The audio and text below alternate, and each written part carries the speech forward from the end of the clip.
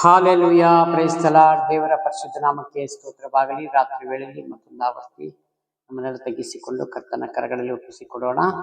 ಚಿಕ್ಕ ಪ್ರಾರ್ಥನೆ ಮಾಡಿಕೊಂಡು ಒಂದು ವಾಕ್ಯವನ್ನು ತೆಗೆದುಕೊಳ್ಳೋಣ. ಹಾಲೆಲೂಯಾ. ಪ್ರೀತಿ ಸ್ವರೂಪನಾದ ದೇವರೇ, ರಾಜಾದಿರಾಜನೇ ಸ್ವಾಮಿ, ನಿಮಗೆ ಮಹಿಮೆಯಾಗಲಿ. ಕರ್ತನೇ, ರಾತ್ರಿ ವೇಳೆಯಲ್ಲಿ ಸ್ವಾಮಿ ನಿಮ್ಮನ್ನು ಆರಾಧಿಸಿ ಮಹಿಮೆ ಪಡಿಸಲಿಕ್ಕಾಗಿ ಸ್ತೋತ್ರ. ಒಂದು ವಾಕ್ಯವನ್ನು ನೀವು ಮಾತನಾಡಿ ನಾವು ಕೇಳ್ತೀವಪ್ಪ. ಯೇಸು ಸ್ವಾಮಿ ನಿಮ್ಮ ಹೆಸರಿನಲ್ಲಿ ಪ್ರಾರ್ಥಿಸ್ತೇನೆ, ಆಮೆನ್.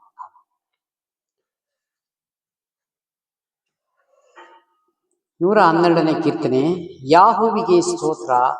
ಯಾವನು ಯೆಹೋವನಲ್ಲಿ ಭಯಭಕ್ತಿ ಉಳ್ಳವನಾಗಿ ಆತನ ಆಜ್ಞೆಗಳಲ್ಲಿ ಅತ್ಯಾನಂದ ಪಡುವನು ಅವನೇ ಧನ್ಯನು. ಹಾಲೆಲೂಯಾ. ದೇವರು ಇಲ್ಲಿ ಸ್ಪಷ್ಟವಾಗಿ ಹೇಳ್ತಾರೆ, ಯಾಹುವಿಗೆ ಸ್ತೋತ್ರ. ದೇವರೇ ನಿಮಗೆ ಸ್ತೋತ್ರ. ಯಾವನು ದೇವರಲ್ಲಿ ಭಯಭಕ್ತಿ ಉಳ್ಳವನಾಗಿದ್ದಾನೋ ಅವನು ಯಾವನು ಯೆಹೋವನಲ್ಲಿ ಭಯಭಕ್ತಿ ಉಳ್ಳವನಾಗಿ ಆತನ ಆಜ್ಞೆಗಳನ್ನು, ದೇವರು ಈಗ ಈ ಆಜ್ಞೆಗಳನ್ನ ಕೊಟ್ಟಿದ್ದಾರೆ. ವಾಕ್ಯದಲ್ಲಿ ನಾವು ಬೆಳೆದು ದೇವರ ಆಜ್ಞೆಯನ್ನು ಕೈಗೊಂಡು ನಡೆಯುವಂಥದ್ದು ಧನ್ಯನು. ಹಾಲೆಲೂಯಾ. ಪರಲೋಕ ರಾಜ್ಯ ಅಂತವರಿಗೆ ಅಂತ ಹೇಳಿ ಸಂಶಯವೇ ಇಲ್ಲ. ಹಾಲೆಲೂಯಾ. ದೇವರ ರಾಜ್ಯಕ್ಕಾಗಿ, ನೀತಿಗಾಗಿ ಭೂಮಿ ಮೇಲೆ ತವಕ ಪಡುವುದಾದರೆ ಪ್ರಿಯರೇ, ಪರಲೋಕ ರಾಜ್ಯಕ್ಕೆ ನಾವು ತುಂಬಾ ಜನ ಅನ್ನೋದಕ್ಕಿಂತ ವಾಕ್ಯವನ್ನು ಅರ್ಥ ಮಾಡಿಕೊಂಡು ಜೀವಿಸಿದವರು ಪರಲೋಕ ರಾಜ್ಯ ಸೇರ್ಬಹುದು ಪ್ರಿಯರೇ. ಯಾಕೆಂದ್ರೆ ಈ ವಾಕ್ಯ ಕೊಟ್ಟಿರೋದು ಅದಕ್ಕೋಸ್ಕರವೇ. ಈ ಗ್ರಂಥ ನಮ್ಮ ಕೈಯಲ್ಲಿ ಕೊಟ್ಟಿರೋದು ಆತ ದೇವರ ರಾಜ್ಯ ಸೇರ್ಲಿಕ್ಕೆ. ಇಲ್ಲಿ ಓದಿರಿ, ಪ್ರಾರ್ಥನೆ ಮಾಡ್ರಿ, ಜೀವಿಸಿರಿ, ನನ್ನ ರಾಜ್ಯಕ್ಕೆ ಬರ್ರಿ ಅಂತ. ಹಾಲೆಲೂಯಾ.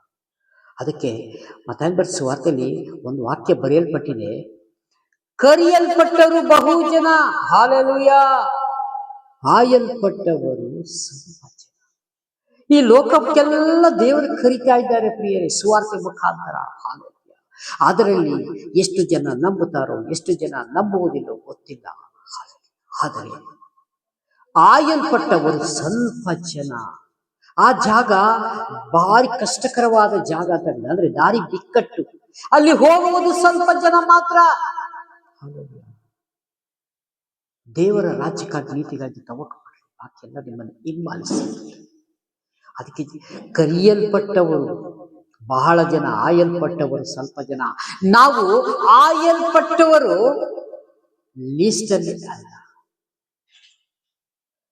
ಕರೆಯಲ್ಪಟ್ಟವರು ಬಹಳ ಜನ, ಆಯಲ್ಪಟ್ಟವರು ಸ್ವಲ್ಪ ಜನ ಅಂತ ಇದೆಯಲ್ಲ, ಆಯಲ್ಪಟ್ಟವರ ಜೊತೆಲಿ ನಾವಿರ್ಬೇಕು. ಬಹಳ ಜನಕ್ಕೆ ಇವತ್ತು ಕರೆಯಲ್ಪಟ್ಟಿದೆ ಪ್ರಿಯರೇ. ಹಾಲೆಲೂಯಾ. ಬಹಳ ಜನಕ್ಕೆ ಕರೆಯಲ್ಪಟ್ಟಿದೆ. ಆದರೆ ಇಲ್ಲಿ ವಾಕ್ಯವನ್ನು ಧ್ಯಾನ ಮಾಡಿ ದೇವರಿಗಾಗಿ ಜೀವಿಸದೆ ಈ ಭೂಮಿ ಮೇಲೆ ಸ್ವಲ್ಪ ಕಷ್ಟಕರವಾದ ಸಂಗತಿ.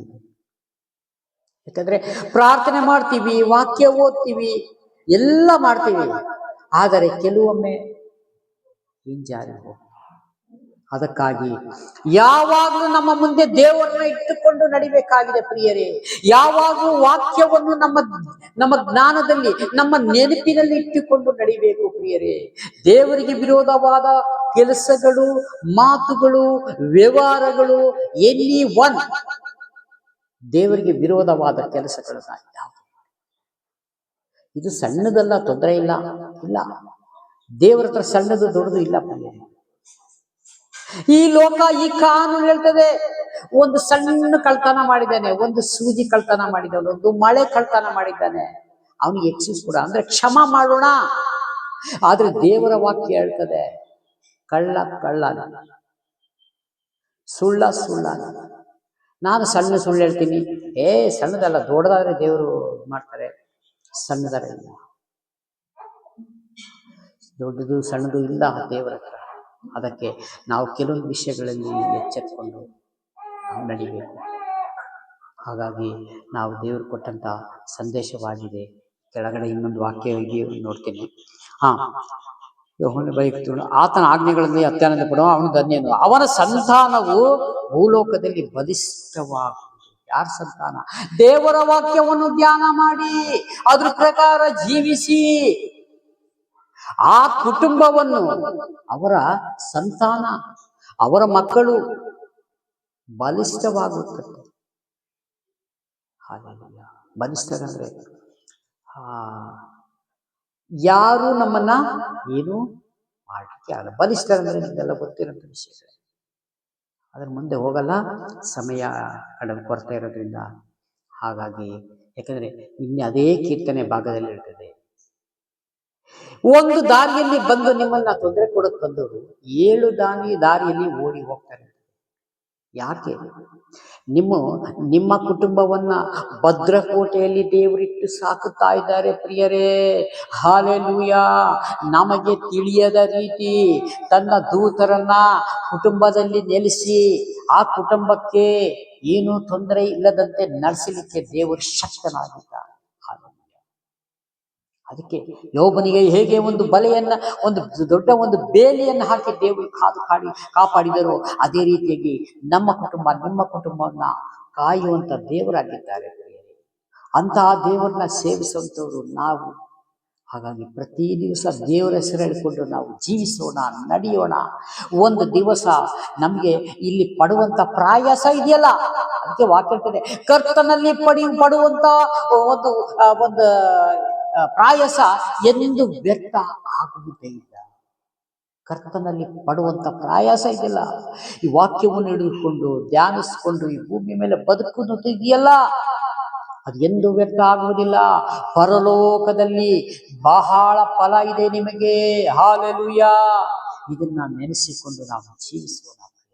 ಹಾಗಾಗಿ ನಮ್ಗೆ ಯಾರು ಈ ಭೂಮಿ ಮೇಲೆ ಆಸೆ ಬೇಡ. ದೇವರೇ, ನಿನ್ನ ಪರಲೋಕದ ಆಸೆ ನನಗಿದೆಯಪ್ಪ ಅಂತ ಹೇಳಿ ಯಾರ್ಯಾರು ನಾವೆಲ್ಲ ಜೀವಿಸ್ತೀವಲ್ಲ, ಒಂದು ದಿವಸ ನಾವು ಪರಲೋಕದಲ್ಲಿ ಕಾಣಲ್ಪಡ್ತೀವಿ. ಹಾಲೆಲೂಯಾ.